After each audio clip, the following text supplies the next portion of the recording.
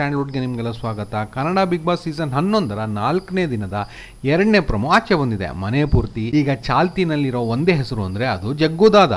Big boss ಮನೆ ಒಳಗೆ ಪ್ರವೇಶ ಮಾಡಬೇಕಾದ್ರೆ ಲಾಯರ್ ಜಗದೀಶ್ ಆಗಿದ್ದವರು ತಮ್ಮ ಹುಚ್ಚಾಟಗಳಿಂದ ಇವತ್ತು ಹುಚ್ಚ ವೆಂಕಟ್ಟಾಗಿ ಪರಿವರ್ತನೆ ಆಗಿದ್ದಾರೆ. ಮೊದಲ ದಿನ ಬಿಗ್ ಬಾಸ್ ಗೆಲ್ಲದೇ ಇದ್ರೂ ಪರವಾಗಿಲ್ಲ, ಆದರೆ ಈ ಬಿಗ್ ಬಾಸ್ ಸೀಸನ್ನ ಸೂಪರ್ ಹಿಟ್ ಮಾಡಿಸ್ಬೇಕು ಅಂತ ಅಂತಿದ್ದ ವ್ಯಕ್ತಿ 3ನೇ ದಿನದ ಕೊನೆಗೆ ಬಿಗ್ ಬಾಸ್ನ ಎಕ್ಸ್ಪೋಸ್ ಮಾಡ್ತೀನಿ ಅನ್ನೋ ಮಟ್ಟಕ್ಕೆ ಬಂದಿರೋದ್ರಿಂದ ಇವರ ಉಪಟಳ ಸಹಿಸದ ಇಡೀ ಮನೆ ಇವರಿಗೆ ಬಹಿಷ್ಕಾರ ಹೇರಿ ಇವರನ್ನ ಕಡೆಗಣಿಸಿದೆ.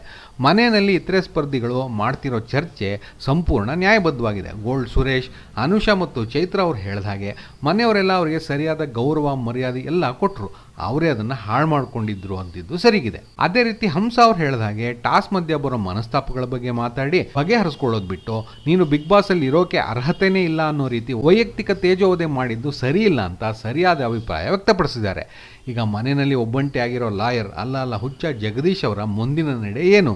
ಮತ್ತೆ ಇನ್ನೇನಾದರೂ ತಿಕ್ಕಲು ಸ್ಟ್ರಾಟಜಿ ಮಾಡಿ ಮನೆಯವ್ರ ಜೊತೆ ಒಂದಾಗ್ತಾರಾ, ಅಥವಾ ಸೀಸನ್ 9ರಲ್ಲಿ ಸೂಟ್ ಕೇಸ್ ಹಿಡಿದು ಬಾಗಿಲು ತೆಗಿರಿ ಬಿಗ್ ಬಾಸ್ ಅಂತ ಹೊರಡಕ್ಕೆ ರೆಡಿಯಾಗಿದ್ದ ರೂಪೇಶ್ ರಾಜಣ್ಣ ಅವ್ರ ತರ ಬಿಗ್ ಬಾಸ್ ಮನೆ ಬಾಗ್ಲೇನಾದರೂ ತೆಗೆದೇ ಇದ್ರೆ ಇವರು ಹೆಲಿಕಾಪ್ಟರ್ ತರಿಸಿ ಬಿಗ್ ಬಾಸ್ ಮನೆಯಿಂದ ಆಚೆ ಹೋಗ್ತಾರ ಅನ್ನೋದಕ್ಕೆ ಬಿಗ್ ಬಾಸ್ನ ಈ ದಿನದ ಎಪಿಸೋಡ್ ನೋಡಲೇಬೇಕು. ಆದರೆ ಈಗಲೂ ನಮಗೆ ಅನ್ನಿಸ್ತಿರೋದು ಲಾಯರ್ ಜಗದೀಶ್ ಅವರು 1 ವಾರದ ಮಟ್ಟಿಗೆ ಬಿಗ್ ಬಾಸ್ಗೆ ಬಂದಿದ್ದು ಅವರು ಮನೇನ ಅಲ್ಲೋಲ್ ಕಲ್ಲೋಲ ಮಾಡ್ತಿರೋದೆಲ್ಲ ಪ್ರಾಂಕ್ ಅಂತ. ಇದಕ್ಕೆ ಮತ್ತೊಂದು ಪ್ರಬಲ ಸಾಕ್ಷಿ ಅಂದರೆ ನಿನ್ನೆ ಟಾಸ್ಕ್ ಸಮಯ ಉಸ್ತುವಾರಿ ಮಾಡಬೇಕಾದ್ರೆ ಧನರಾಜ್ ಅವರು ಹಲವು ತಪ್ಪುಗಳನ್ನ ಮಾಡಿದ್ರು. ಆದರೂ ಬಿಗ್ ಬಾಸ್ ಕನ್ಫೆಷನ್ ರೂಮ್ನಲ್ಲಿ ನೀವು ಮಾಡಿದ್ದೆಲ್ಲ ಸರಿ ಎಂದು ಬಿಗ್ ಬಾಸ್ ಇತಿಹಾಸದಲ್ಲಿ ಒಬ್ಬ ಉಸ್ತುವಾರಿಗೆ ಟಾಸ್ಕ್ ನಡೆಸೋಕೆ ಒಬ್ಬ ಜೊತೆಗಾರನನ್ನು ಕೊಟ್ಟರು. ಇದು ಬೇಕು ಅಂತ ಜಗದೀಶ್ ಅವರಿಗೆ ಬಿಗ್ ಬಾಸ್ ವಿರುದ್ಧ ತಿರುಗಿ ಬೀಳೋಕೆ ಕೊಟ್ಟ ಸೂಚನೆ ಅಂತ ನಮ್ಮ ಅನಿಸಿಕೆ. ನೋಡೋಣ ಈ ಬಿಗ್ ಬಾಸ್ ಸೀಸನ್ 11ರ ಹೊಸ ಅಧ್ಯಾಯದಲ್ಲಿ ಏನೇನು ಕಾದಿದೆ ಅಂತ.